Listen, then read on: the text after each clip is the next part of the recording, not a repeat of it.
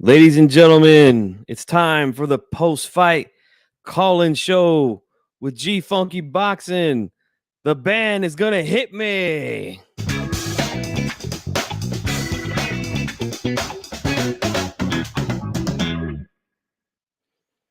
All right, thank you so much. Thank you all so much for being here. Appreciate it. You guys are far too kind. Beautiful audience. Beautiful audience. Guys, we just had Undisputed happen at 154 pounds. I want to give all credit in the world.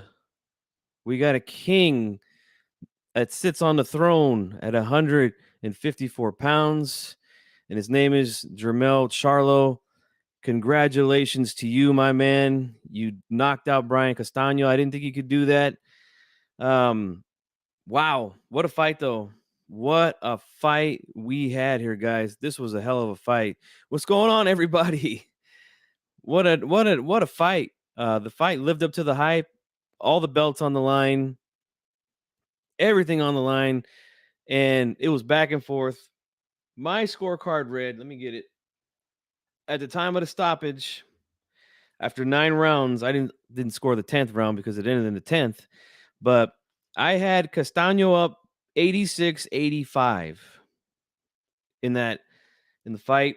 I had 2 swing rounds. I felt round 1 was a swing round. Round 8, I felt was a swing round. And I gave both of those swing rounds to Charlo. I gave round 9. I feel like that was a close round 2, but I feel like Castano stole it at the end. I feel like he landed some nice combinations at the end of that round, and I feel like he stole that round from Charlo. But then Charlo comes back, lands a nice left hook on the inside, hurts Castano, crumbles him. He goes down, gets up, but gets battered with a few more punches, goes down again with a nice body shot, and Charlo becomes the undisputed man at 154 pounds. Congratulations to Jermell Charlo. And it really was a tough pick for me, man. El Cheeto Boxing, what's going on, man? Puerto Rican Rum. Thank you guys for being here. Don't forget to hit the like button. If you're new to the channel, subscribe to the channel. But look, I had never picked against Charlo until this fight.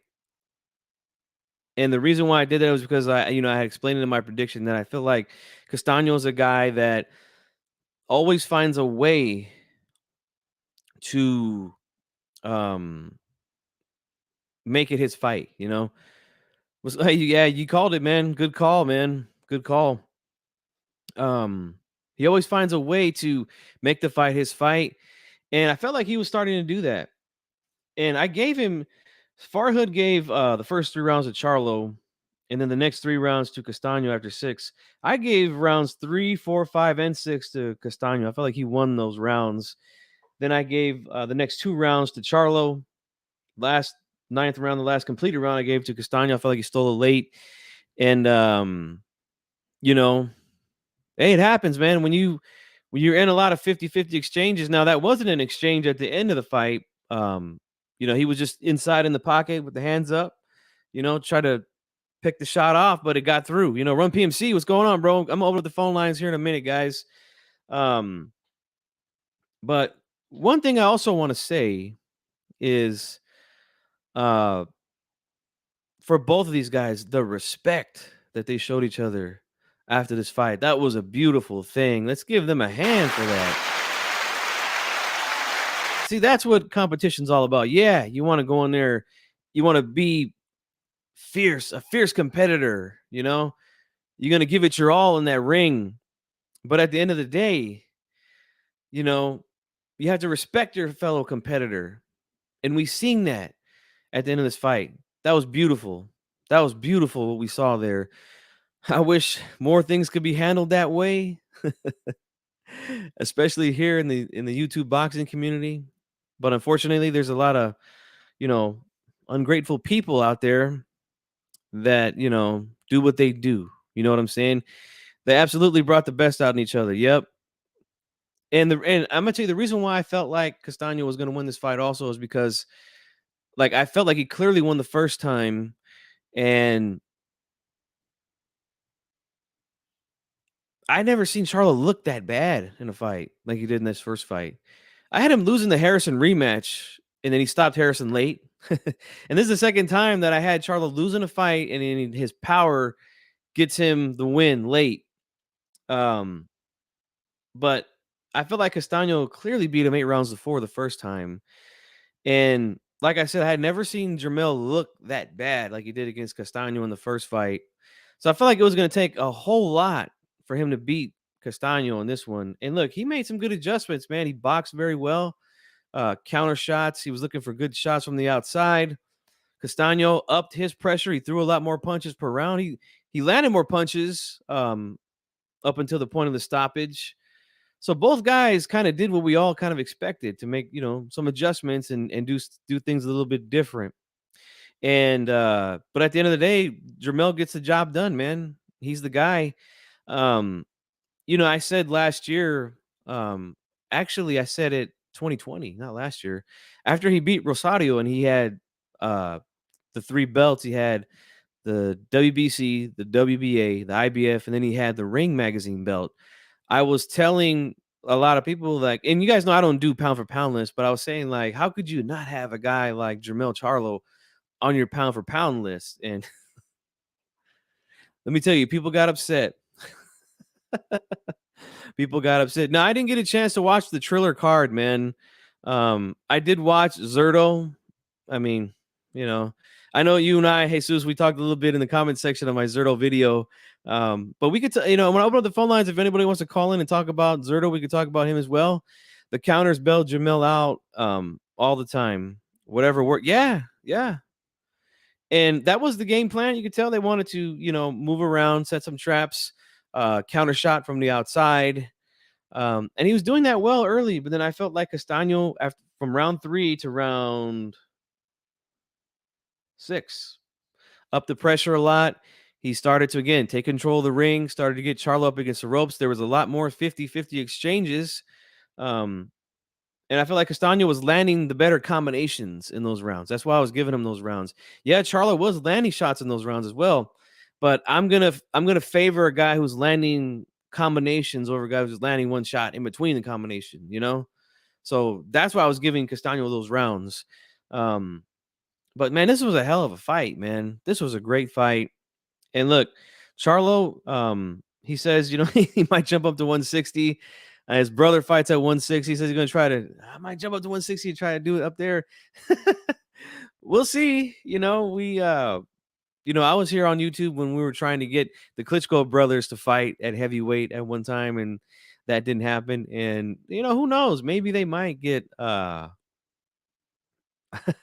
brothers to fight, but I honestly don't think so. I really don't think so. Let's see here. Read some comments. Jesus says Emiliano had most of the crowd there for him. Okay, I seen Holyfield's son got knocked out too. Wow, what a shock. I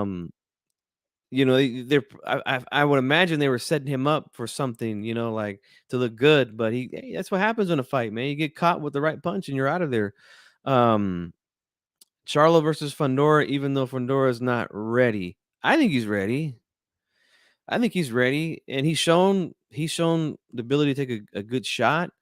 He applies a lot of pressure, throws a lot of punches, I think that's a good fight, man. Now, if Charlo takes that fight next, I don't know. I know he's a mandatory, I think, in the WBC, but we'll see what he does, man. But right now is his time to shine, man. It's his time to shine.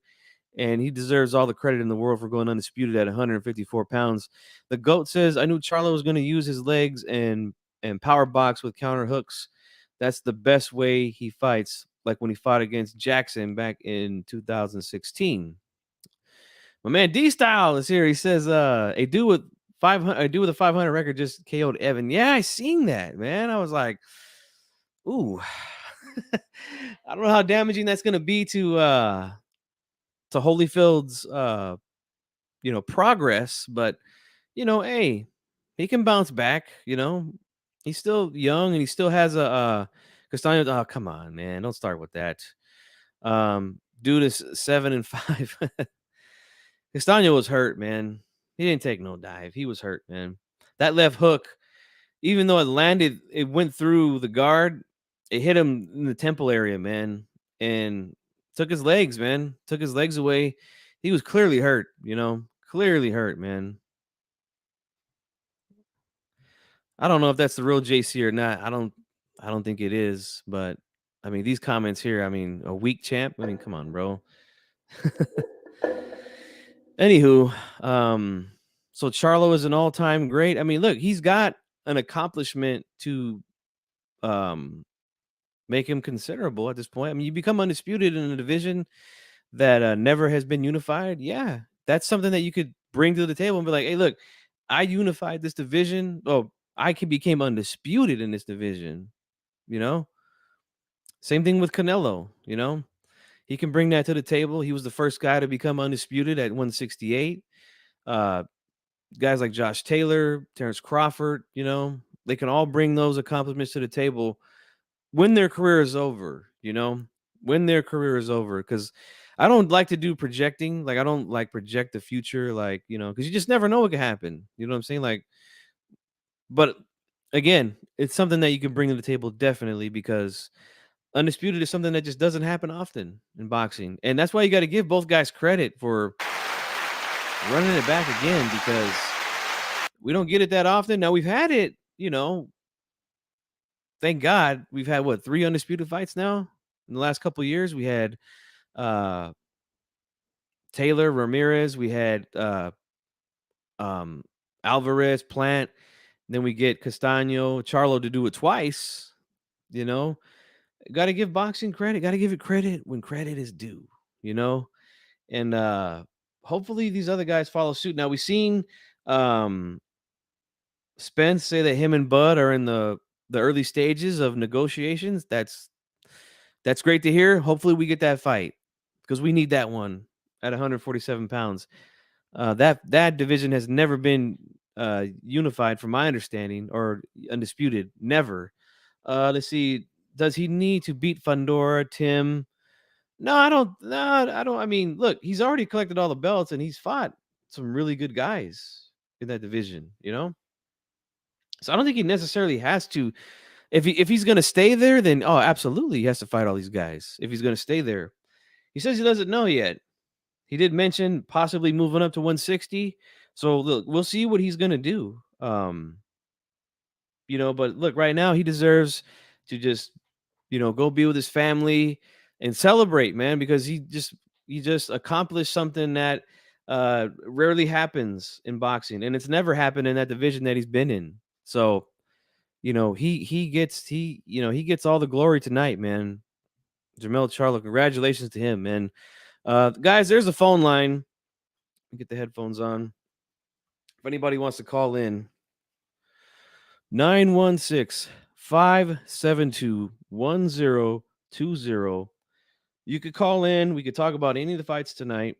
Give your thoughts on the main event here on the PBC Undisputed. If you want to talk about Zurdo Ramirez, if you want to talk about the Triller card, I don't even know who won that main event there. What was the main event? Was it Kovalev? I didn't even I didn't even bother to watch it. I had a little bit of a busy day today. So I didn't get a chance to sit down and watch any of the Triller card.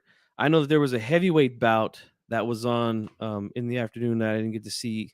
So I have to go back and watch that. Hey, man. Yeah, that's right. Sack in the house, man. It was a tremendous fight, man. Great fight. Both guys did their thing. Can't ask for any more, man. Cannot ask for any more. Let's see here. Ennis versus Ugas, Cody Crawley, Stantionis next. Look, those are all good fights. I don't think he probably doesn't fight Ugas next. I wouldn't think that he would want to fight some guy coming off of a loss. But the Stantionis fight is a good fight. I think he beats Crawley fairly easy, in my opinion. We talked a little bit. There were some people in my comment section. I made a quick video after the Boots fight. They mentioned Thurman. Look, if I honestly don't think Thurman would take the fight, but look, he wouldn't have a choice, I don't think. If, let's just say, Spence and Crawford make the fight happen at 147, Thurman has to fight somebody. Who's he gonna fight? Who's he gonna fight? You know what I'm saying? Let's see. Yoka embarrassed himself. Yeah, I'm gonna have to go back and watch that. No, I didn't go, man, but I know a few people that was there. I know somebody that worked the event for the commission. Let's see, Yoka didn't listen to Virgil Hunter. Yeah, I'm gonna have to go back and watch that one, Shoeshine. Make sure you guys subscribe to the Shoeshine Boxing here on YouTube. Really good channel there. Um, but no, I did not get a chance to go to those cards. I'm so busy because I got a newborn at home. So, it trust me, man. I don't know if you have kids, Jesus, or not, but I mean, if you do, then you know what I'm talking about. So, but yeah, a big day of fights, a bunch of fights all over the place today. But the most important one, undisputed at 154 pounds. Now, Fundora is right there knocking on the door. Um, Tim Zhu, like I don't know what his position is in the rankings. I haven't looked. But if anybody in the chat knows his position in the rankings, let me know. Let's see. Virgil Hunter needs to retire. Yeah, he has not had a good run since Andre Ward decided to hang him up. Hey, yeah, thanks a lot, man. I appreciate that. Thank you. Yeah, 6 weeks old now. So you guys know how that could be if anybody's been through raising children.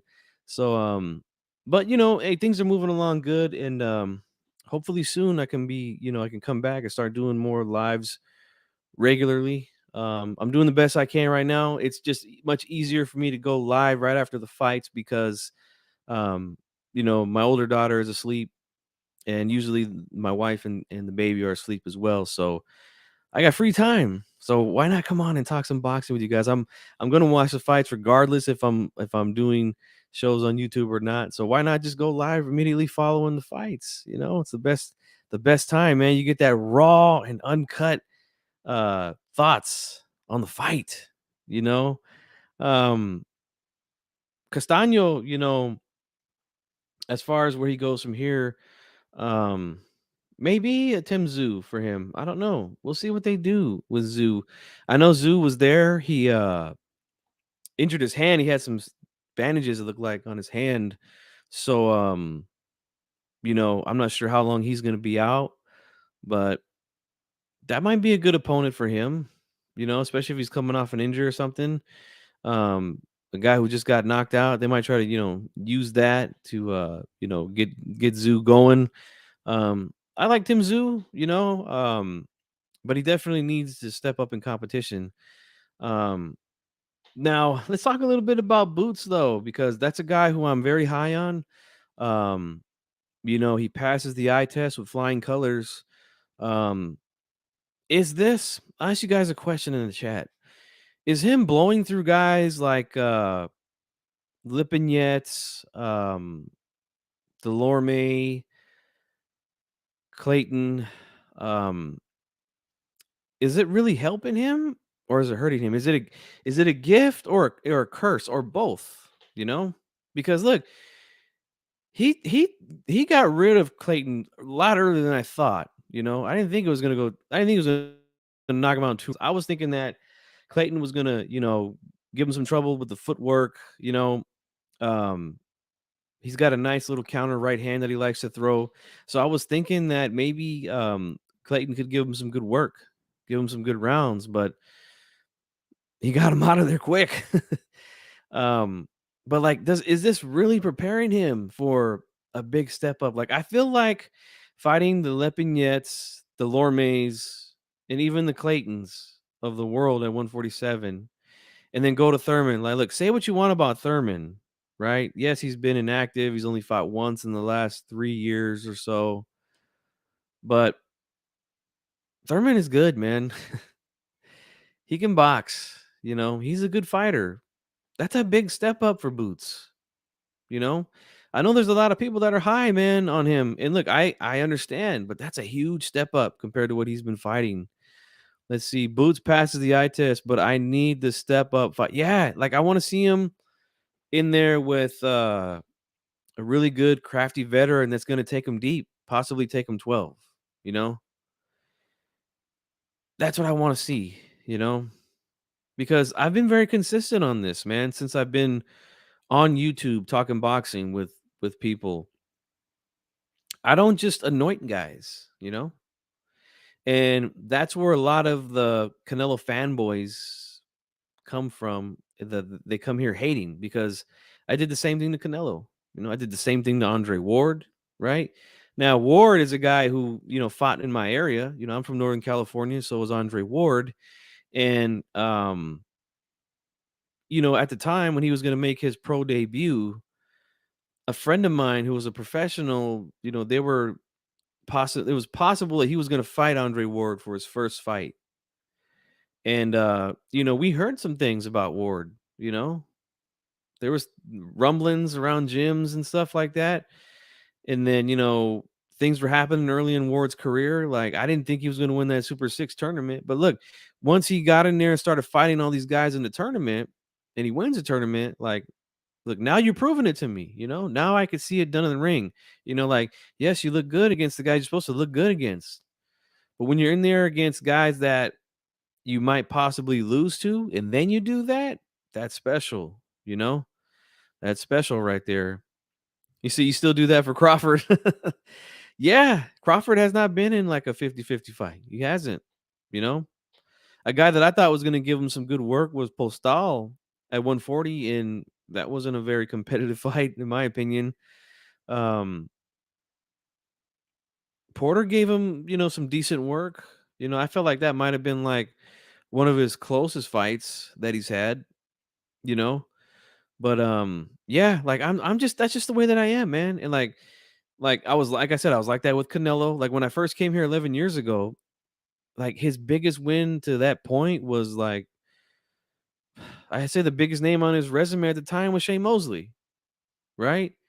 He had already beat Shane. I think that he had just fought and beat um Josecito Lopez, who was a guy who came from 140, right? He's a 140 pounder up until he fought Ortiz.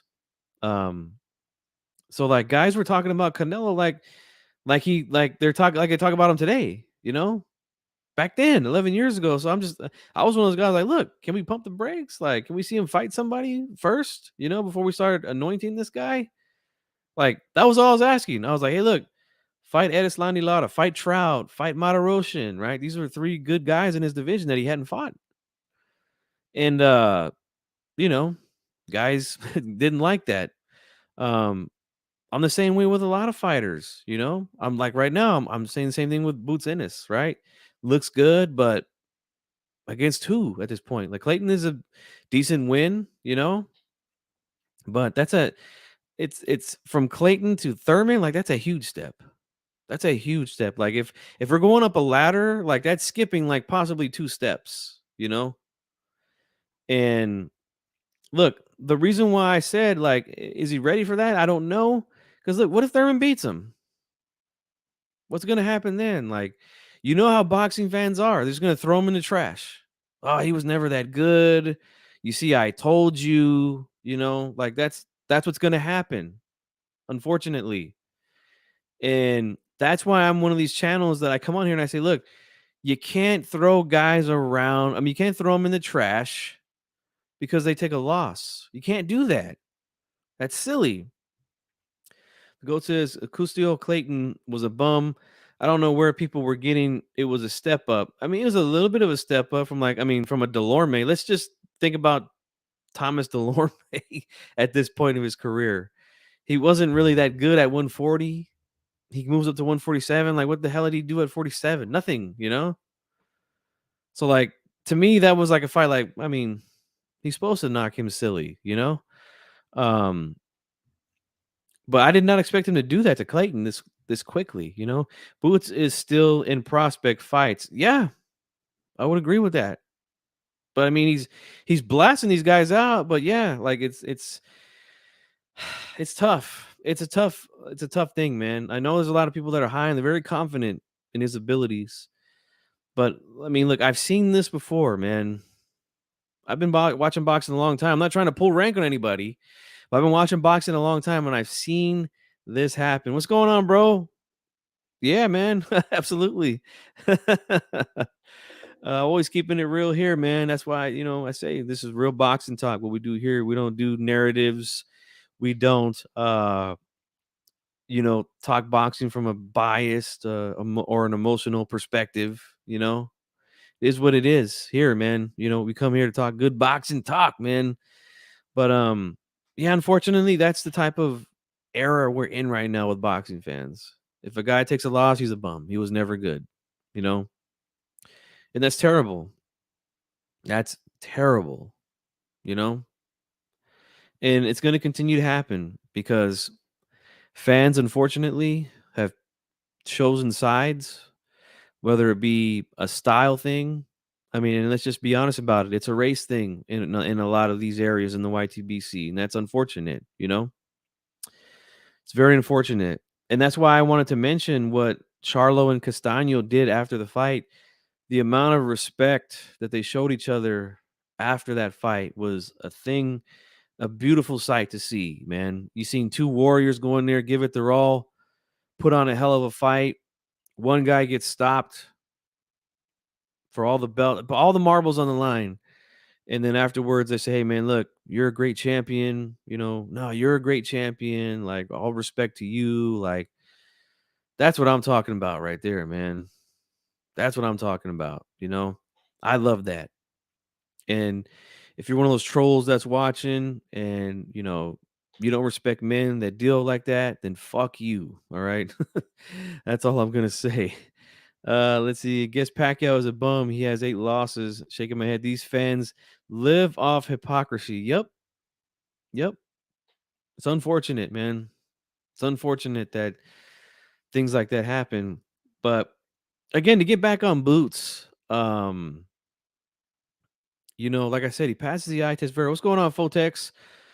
Thanks for being here, man. He says salute to Don G Funky. Appreciate that. Um, Look, we've seen it often, man. Guys that have been watching boxing 20, 30 years. He said it looks suspicious. I don't know. I mean, he hit him behind the ear, and that could do a lot of damage to the legs. Now, I'm not trying to say he intentionally hit him behind the head. It's just, Clayton, had the high guard up and he ducked down low. So, he's coming with the right, and that's where it happened to land. Like that's really on Clayton at the end of the day. But I get what you're saying, how he was kind of rolling around, but that type of stuff happened. Boots needs to step up his competition. Look, I agree, man. And like I feel like what they're doing is that they're going too far with it. Like, yes, he's right here, Clayton, and that's a good win tonight.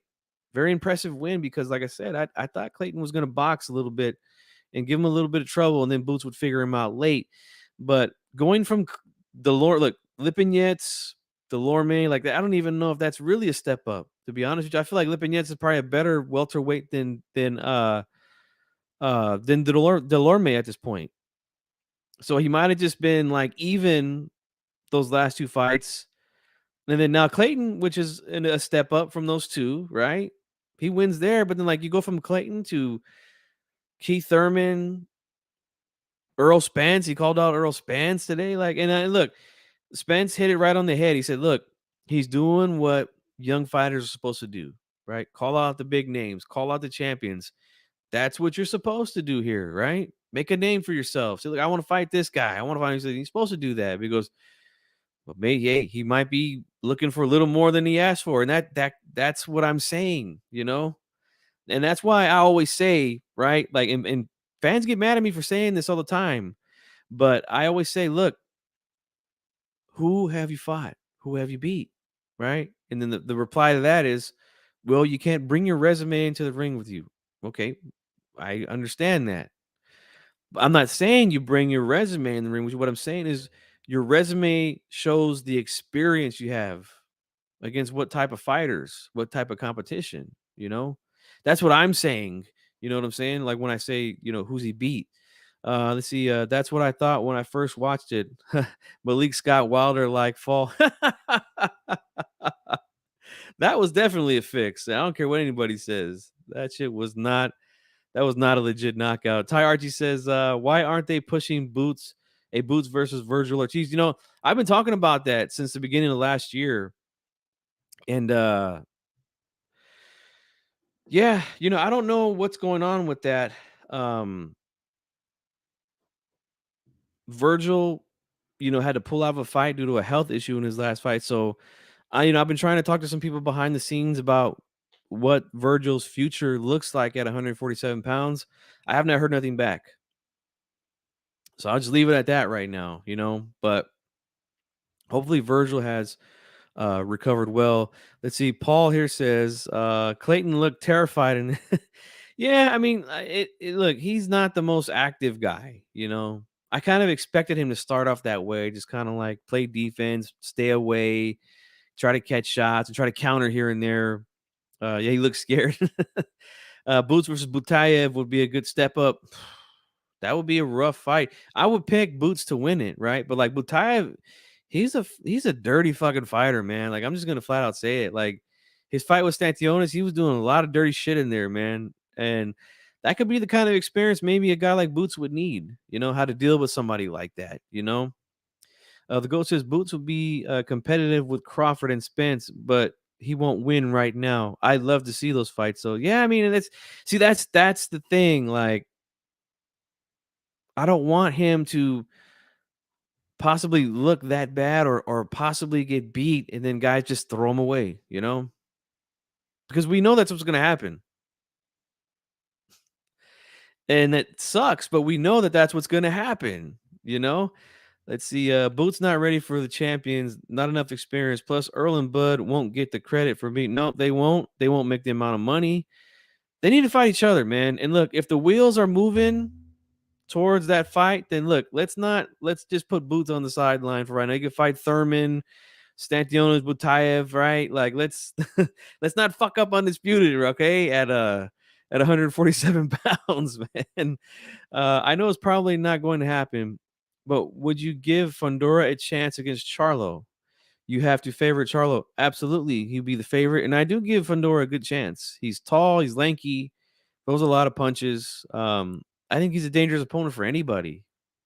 He showed me a lot in that Lubin fight, man, because Lubin's a good fighter. You know what I'm saying? What's going on, Haplo? Thanks for joining me, man. I know there's a lot of people live right now.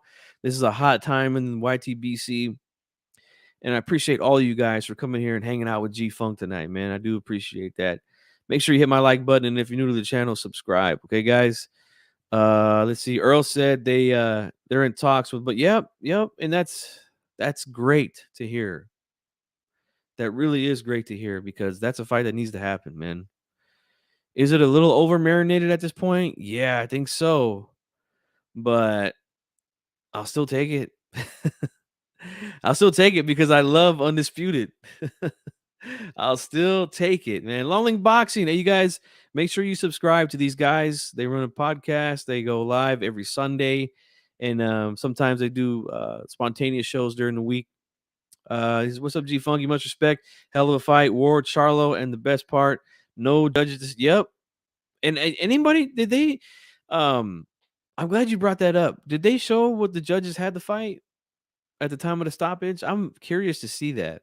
I want to see how they were scoring the fight because I have a feeling it was going to be controversial again because there was a lot of rounds that were competitive, and then there was rounds that I felt like both guys were clearly winning. Like I guarantee you those scorecards are probably all over the place. Fundora is a hard fight for anyone with that. Yep. He's shown a good chin, a granite chin thus far. He's shown the ability to keep coming. And yeah, tough fight for anybody. I agree 100%, man. You said it was 87-84 or something like that. Okay. Close fight. I can live with that. I think Mel moves up to 160. Super Funk Master G, what's going on, man? You've been subscribed for a long time, man. Thank you so much for the support. Look, if he moves up, that's completely fine. We've seen what happened to guys who have overstayed their welcome at certain weight classes, and once they achieve great things, like we've seen. Look at Teofimo, who said, "Look, I should have moved up." Right? Josh Taylor's kind of saying the same thing now, like, "Oh, I was weight drained against Catterall," and now Mel. He said he trained really hard for this one. He came in 2 pounds under the weight limit. Look, if he can continue to make the weight with no issue, why not stay? Why not stay and sit on the throne and defend the crown. You know what I'm saying? Why not? You know? And we'll see though. Whatever he decides to do, he decides to do. You know, he's already conquered that division. Nobody can dispute what he's done there. He's the man. He is the man right now at 154 pounds. Again, guys, if anybody wants to call in, there's a phone line. If not, oh, we're getting a phone call right now. Give me a second, guys.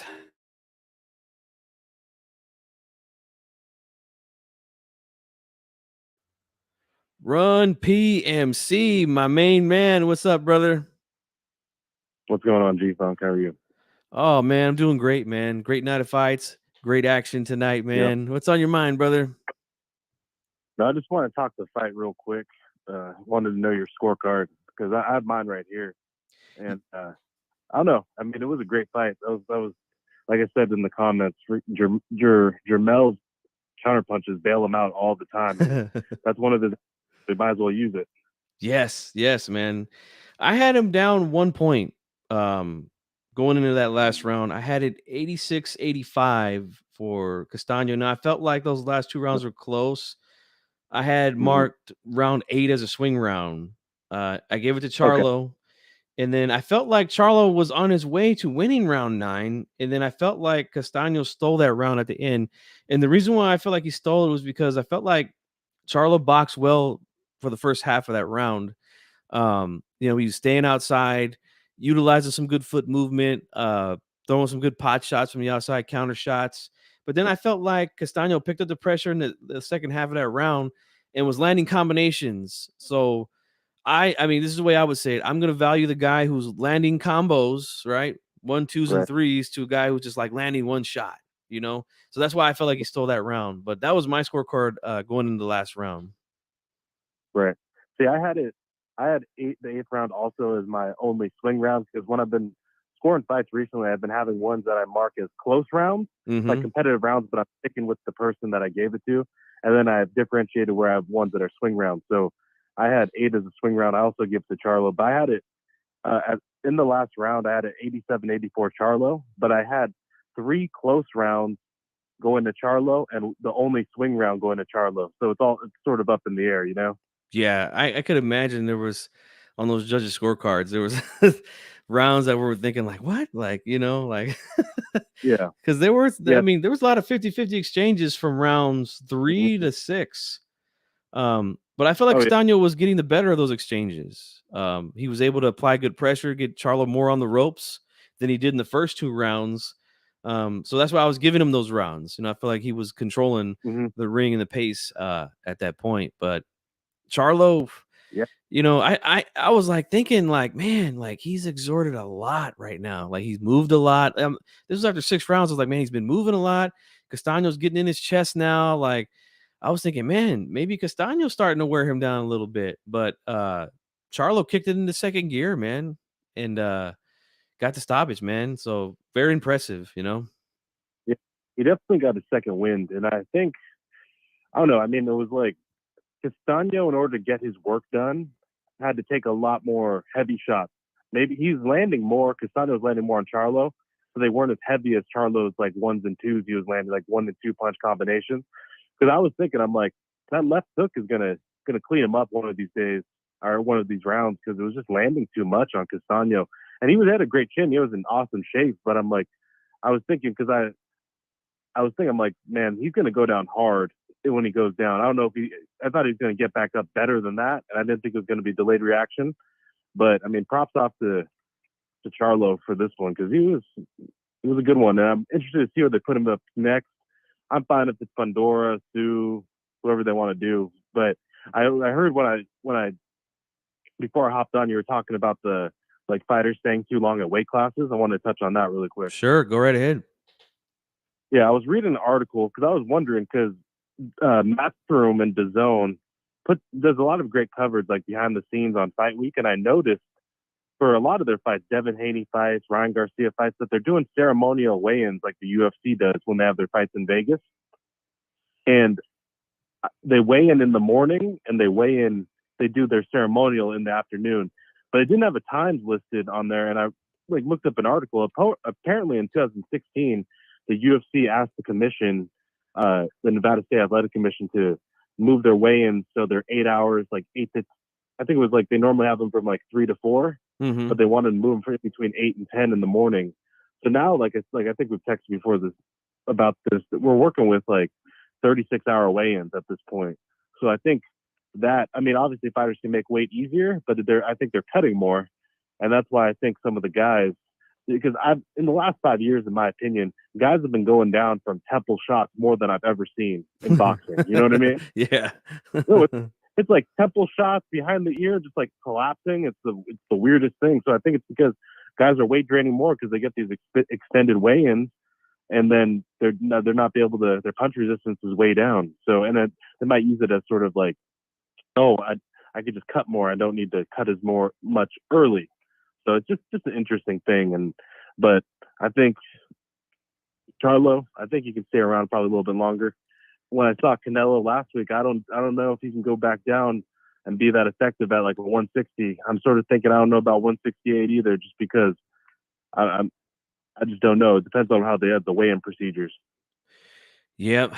That's the thing, man, with these weigh-ins. And from my understanding, like I guess the zone, the way they run their stuff, like I guess they do it. Mm-hmm.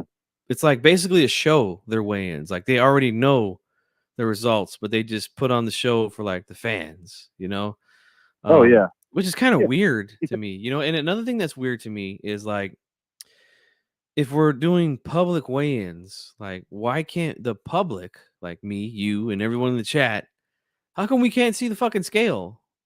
Like, well, like why can't we well, look and it's see? it's because at the weigh-ins that we do see, um, there's no there as you see, there's no commission guys looking at the scale.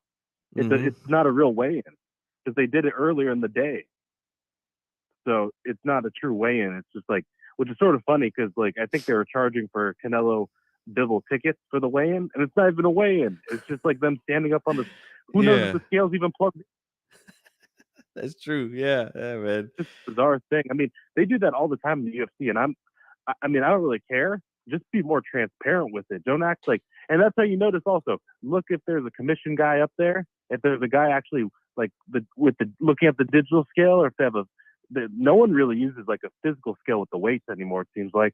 But then also look at like, you could see that no one's chugging water after the weigh-ins either, and you could see the ones they are chugging water. Those are the ones that are the legit weigh-ins. Yeah, like Yeah. like Mr. Burchelt, right away drinking Oh yeah. water, peaches, eating caldo. Exactly. Exactly. And that's like a guy. That's a perfect example. It's like that was legitimate weigh-in, and that's a guy that overstayed his welcome at a weight class and just cut too much. And in reality, he just was a weight bully that had some pop, and then once the punch resistance gone, once the chin's gone, it's gone. Yeah, yeah, he fell off pretty quickly, man. And yeah, Yeah. that's the thing, man. Like these guys, they just need to like just fight around your normal weight. This way you don't have to fucking kill yourself and worry about this type of stuff. And that's one thing I give Right. Triple G. I know a Mm-hmm. lot of fans don't like Triple G, but look, the reason he's been able to fight at 160 his entire career is because he fights around the weight where he walks around. He doesn't have to lose much weight when he trains. And I feel like that's the best thing. It's the most healthy thing for your body too, because like I've seen guys that I know personally, um, personally struggle to make weight, you know, struggle. And it's some of the things that I've heard they do is fucking crazy, what they do to themselves. And it's just not healthy, man. It's just not. But Oh yeah. anything else you want to touch on, man? Did you watch any of the zone card or the Triller card? No, I didn't. I mean, I saw that Holyfield's son got stopped by a subpar guy, but I Mm-hmm. didn't even. I totally forgot that Zerto was fighting today, just because I probably saw the name earlier in the week and I just ignored it. So I didn't even watch. But no, I mean that was it. I mean, um, I'm looking forward to seeing who Boots fights next. Like I said in the comments before, I think the guys, like the older guys, I know Josefito's retired, basically Berto's retired, but those sort of gatekeeper type guys, I don't think they're enough, and I don't think even like the Stanionis and Butaevs are enough. So I think you're sort of at a point where he either needs to fight. I mean, it sucks, but he either needs to fight like a Virgil Ortiz level now, or you just sort of get weighted out by the top guys. And then once, like, if Crawford and Spence fight, they're not defending. They're moving up to 154. You know, they're not going to defend. Yeah. Yeah. So it sort of sucks. But I mean, you just have to fight the top guys, and it is what it is. Because it's like if Boots was going to move up to 154 to try to get like a fight at 154, then say Crawford Spence doesn't come off, then they'll be saying, I bet both of them will be like, well, Boots is at a different weight class, so I won't fight someone out of my weight class.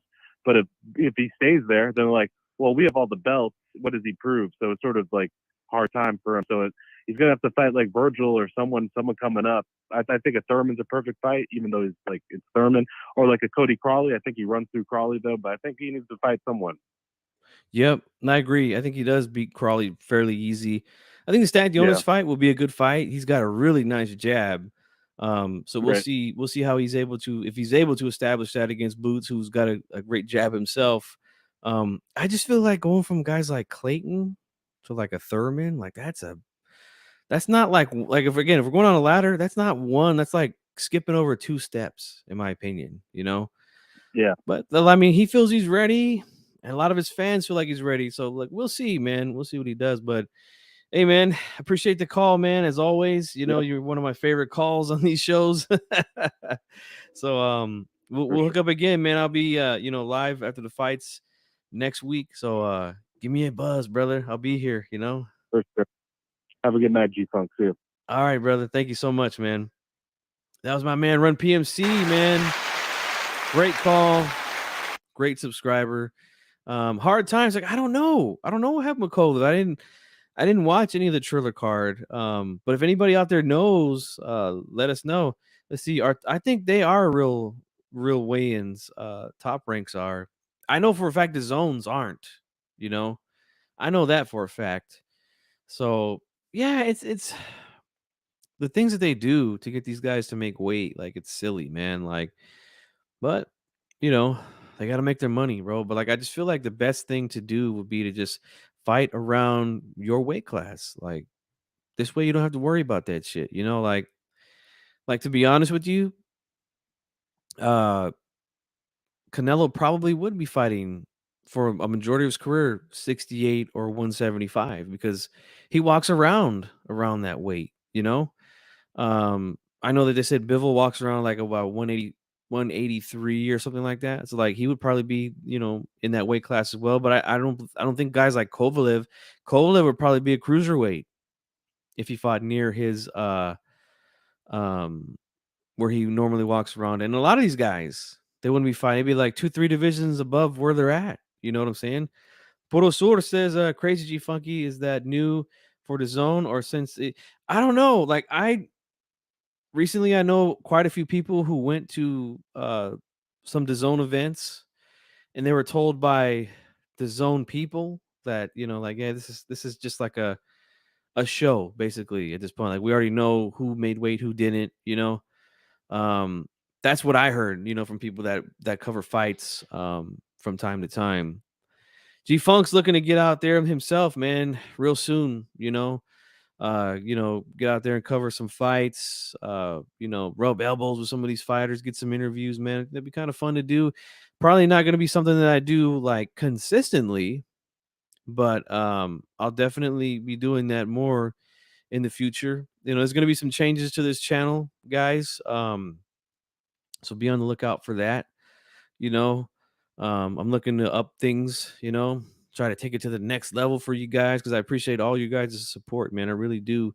And like I said, I know right now is a busy time in the YTBC right after fights.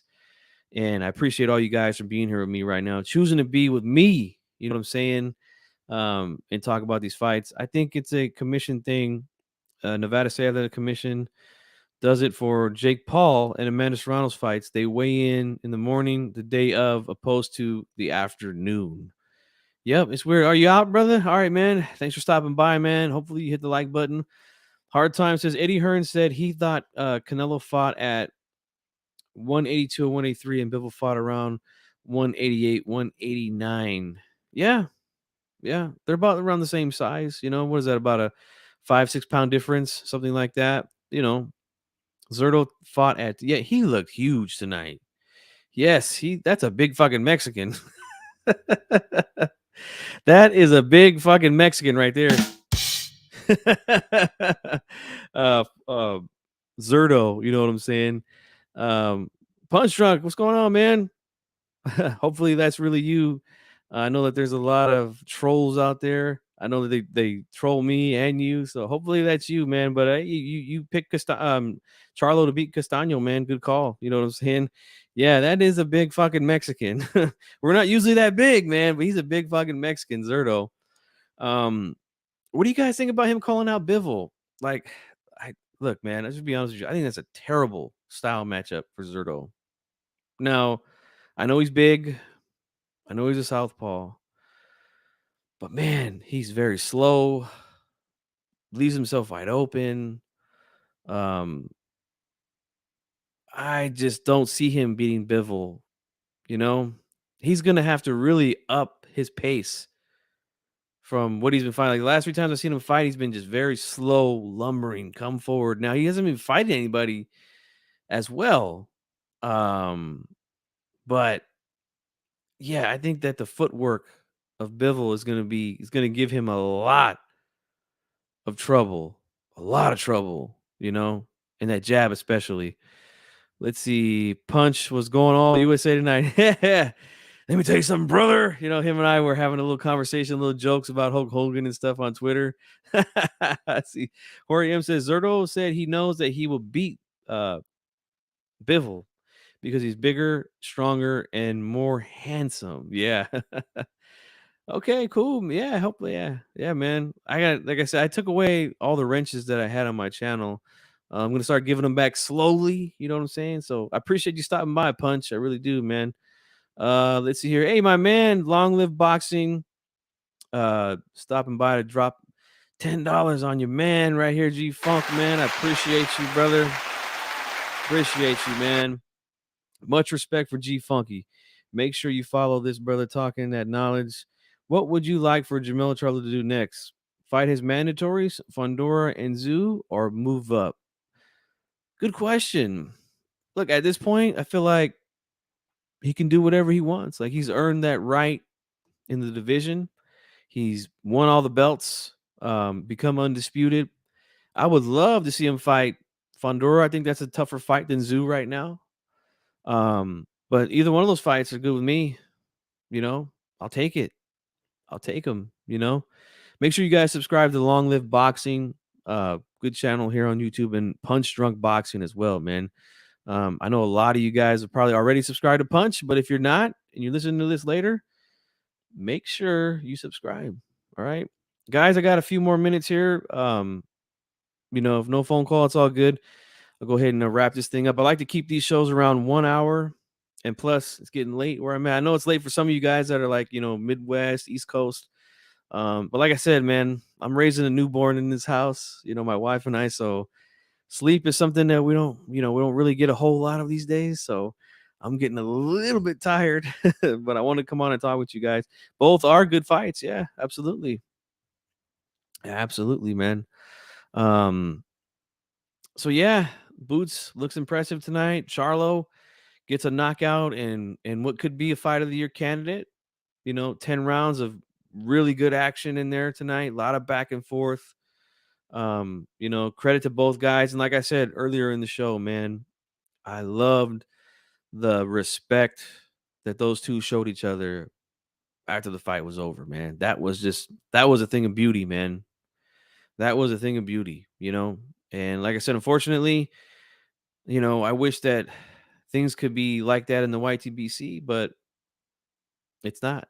People start to, get a little momentum and, they forget about the people that got them there, and that's all good. It's all good. G Funk's going to be doing his own thing, um, Hard Time says Punch going at it like, Balboa versus Drago and Rocky. That's funny. Let's see. As a boxing fan, we just need good fights. Tonight's fight was good and a lot of respect at the end. That's all we can ask for from these guys, from these fighters at the end of the day. Just give us the fights that we want. And that's why we can't throw guys in the trash, because if they lose in a fight that was good, in a fight that the fans wanted, you got to give them the respect for that, man. You have to, you know? Hard Time says, yes, Jermell showed class. Yep, both guys, man. Both guys did. And that's the thing. That's the thing I love to see. That's the thing I love about competition, man. Yes, again, you want to go in there and rip your opponent's head off, but at the end of it, you show that respect, man. And that's how you know both guys really push each other to the limit. And that was great, man. So, guys, I'm going to wrap this one up. Again, I appreciate you being here. I know that there's a lot of post-fight shows going on right now, but I appreciate you choosing to be with gfunkyboxing tonight. Hit that like button. Subscribe to the channel if you're not subscribed. And I'm out of here, guys. I will see you guys next week for the next big fight, man. The band's going to take you home. I am out. See you guys next week. Peace.